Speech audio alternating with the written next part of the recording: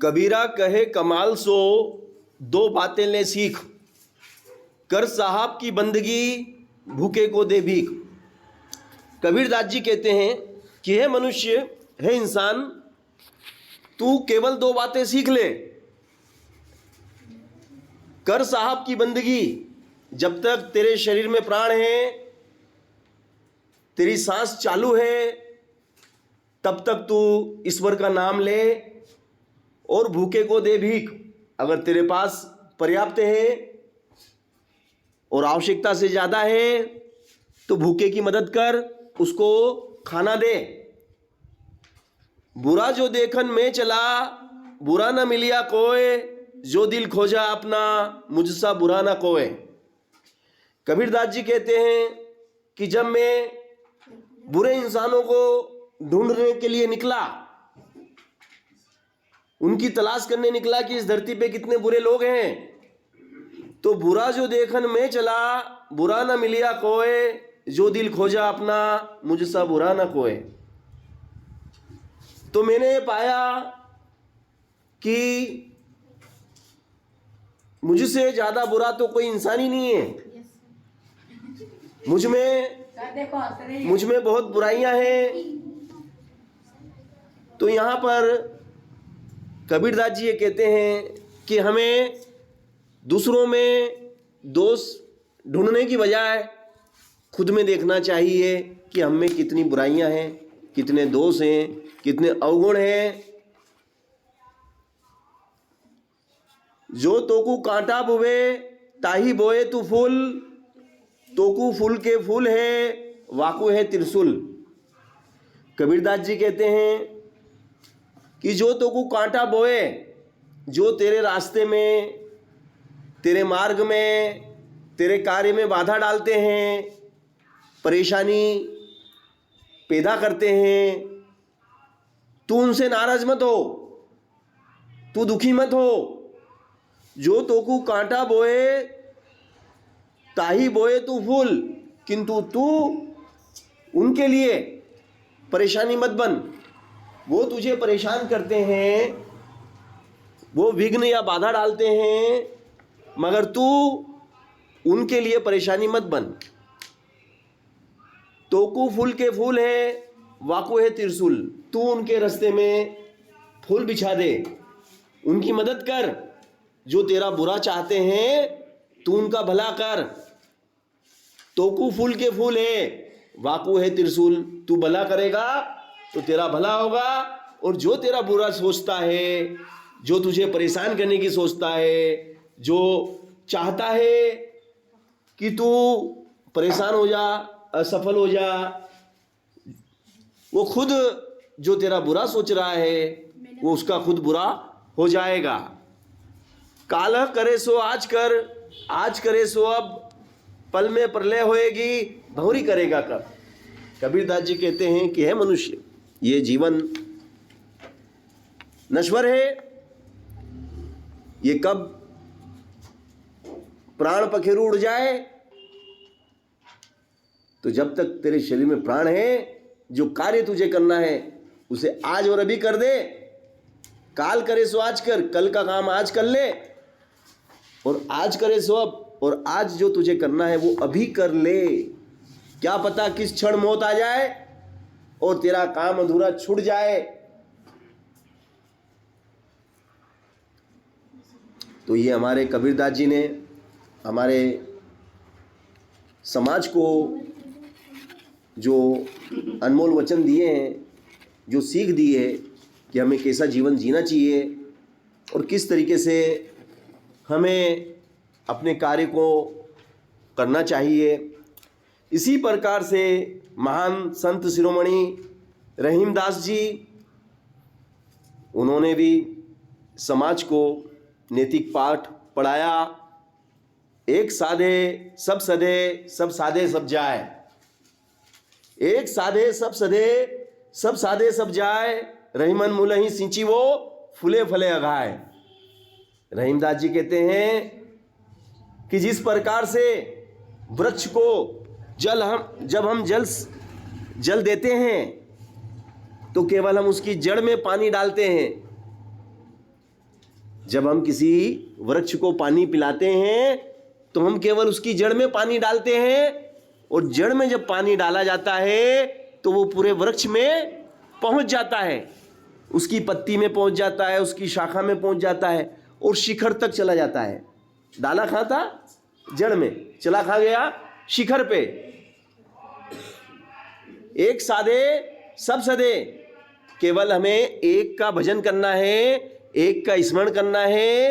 एक काम कोई सा भी अच्छा सीख लो, एक काम कोई सा भी अच्छा सीख लो, और वो काम इतना अच्छा सीख लो कि तुमसे अच्छा वो काम कोई ना कर पाए। फिर देखो आप, लोग आपके पास आएंगे, हे मिस्त्री साहब चलिए आप ही चलो यार, आप अच्छा काम करते हैं, चलिए हमारा ये काम कर दीजिए। एक साधे सब सदे, सब साधे सब जाए। एक काम अच्छा सीख लो, आपका जीवन बड़ा आनंद में गुजरेगा, लोग आपकी प्रशंसा करेंगे, आपको समाज में सम्मान मिलेगा। आपने 10 काम सीख लिए, ने आता एक भी काम अच्छा नहीं है, थोड़ा थोड़ा थोड़ा थोड़ा सब काम सीख लिए, पुताई करना भी सीख लिया, मिस्त्री का काम घर बनाना भी सीख लिया, कारपेंटर का काम सुतारी का काम भी सीख लिया, मगर काम एक भी ढंग का नहीं आता है। सब साधे सब जाए। बोले यार काम तो सब आता है मगर काम एक भी ढंग का नहीं करता ये व्यक्ति, इसको क्या ले जाना, बिगाड़ देगा। एक साधे सब सदे, सब साधे सब जाए, रहीमन मूल ही सींची वो फूले फले अघाए। रहीमदास जी कहते हैं कि हमें वृक्ष की जड़ में पानी डालना चाहिए, न कि पूरे वृक्ष पे। पूरे वृक्ष पे डालने की जरूरत नहीं है, मूल ही, मूल यानी जड़ ही सींची वो, सींचो फूले फले अघाए। जब आप जड़ में पानी डालते हैं तो पूरा वृक्ष फल फूल जाता है। रहीमन देखी बड़ेन को लघु न दीजिए डारी, जहां काम आवे सुई कहां करे तलवारी। रहीमदास जी कहते हैं ऐसा नहीं कि कोई बड़ा व्यक्ति दिख गया तो छोटे व्यक्ति को छोड़ दिया, उसका अपमान कर लिया, नहीं। रहीमन देखी बड़ेन को लघु न दीजिए डारी, जहां काम आवे सुई कहां करे तलवारी। सुई का काम सुई कर सकती है, तलवार नहीं। क्या तलवार से कपड़े सी सकते हो क्या? तो फिर सुई छोटी है, सुई छोटी है किंतु कितना बड़ा खास काम करती है। सुई का काम तलवार नहीं कर सकती, जबकि तलवार बड़ी होती है, सुई छोटी होती है। तो जिसका काम जिसको साधे वो दूसरा करे तो गेला बाजे, मतलब दूसरा व्यक्ति अगर वो काम करेगा तो मूर्ख कहलाएगा। तो हर एक व्यक्ति का महत्व होता है, हर व्यक्ति अपनी जगह महत्वपूर्ण होता है ना। हर काम हर व्यक्ति नहीं कर पाता है। कुछ काम ऐसे हैं जो ये कर सकती है या ये कर सकता है, ये नहीं कर पाता या नहीं कर पाती। सब काम सब नहीं कर सकते, सबके अंदर एक विशेषता होती है ना। चलो, रहीमन चुप है बैठी है, देखी दिनन के फेर, जब नीके दिन आई है बनत न लगी है देर। रहीमदास जी कहते हैं कि है मनुष्य, जब तेरे बुरे दिन आ जाए, जब तेरे ऊपर समस्या आ जाए, विपत्तियां आ जाए, संकट आ जाए, आफत आ जाए, विपदा आ जाए, तो तू चुप होके बैठ जा, ज्यादा फड़ मत कर। रहीमन चुप है बैठी है, देखी दिनन के फेर। जब बुरे दिन आते हैं तो मनुष्य को शांत रहना चाहिए, धैर्य रखना चाहिए, मौन रहना चाहिए। जब नीके दिन आई है बनत न लगी है, और जब अच्छे दिन आए तो उसे उसका आनंद लेना चाहिए।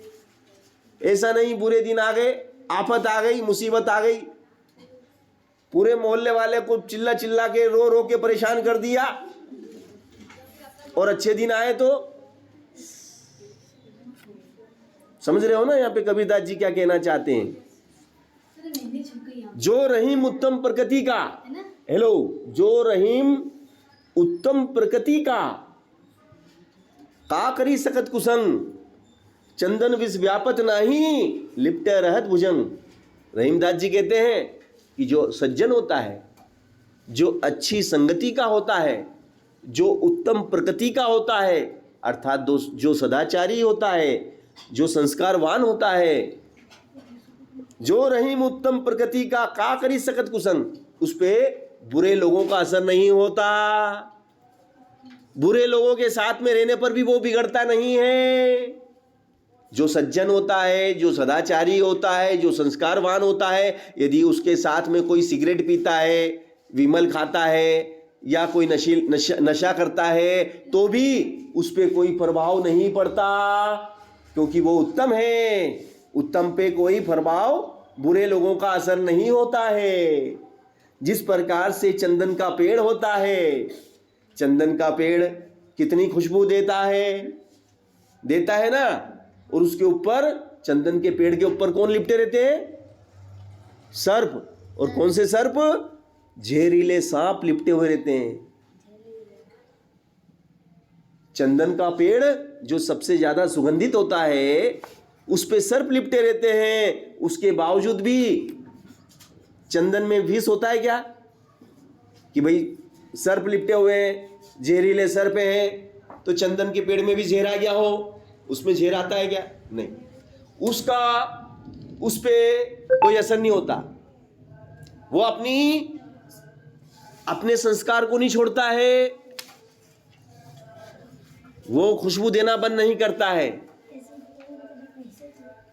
तो रहीमदास जी कहते हैं, रहीमन उत्तम प्रकृति का करी सकत कुसंग, चंदन विष व्यापत नाही, लिपटे रहत भुजंग। उस पे भुजंग सर्प लिपटे रहते हैं, फिर भी उसमें जहर नहीं पहुंचता।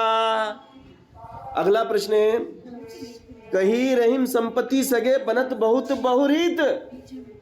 सगे कही रहीम संपत्ति सगे बनत बहुत बहुरीत, विपत्ति कसोटी जे कसे ते ही साचे मित। रहीमदास जी कहते हैं कि जब मनुष्य के पास धन आता है, जब मनुष्य के पास धन संपत्ति आ जाती है, तो बहुत से लोग उसके रिश्तेदार बनने लगते हैं कि मैं तेरा रिश्तेदार हूँ, मैं तेरा काका हूँ, मैं तेरा फूफा हूँ, मैं तेरा मौसा हूँ, मैं तेरा रिश्तेदार हूँ। उसके रिश्तेदार बनने लगते हैं। हर कोई उसको अपना दोस्त बना लेता है, कोई रिश्तेदार बनाता है। क्यों? क्योंकि उसके पास क्या है? संपत्ति, पैसा, रुपया। तो कही रहीम संपत्ति सगे बनत बहुत बहुरीत, विपत्ति कसोटी जे कसे ते ही साचे मित। किंतु विपत्ति में, संकट में, मुसीबत में और बुरे समय में जो लोग उसका साथ देते हैं, वही उसके सच्चे मित्र होते हैं, वही उसके सच्चे रिश्तेदार होते हैं, वही उसके सच्चे शुभचिंतक होते हैं, जो उसका अच्छा चाहते हैं, जो मुसीबत में काम आते हैं। और अच्छे समय में तो लालची लोग अपने पास आते हैं।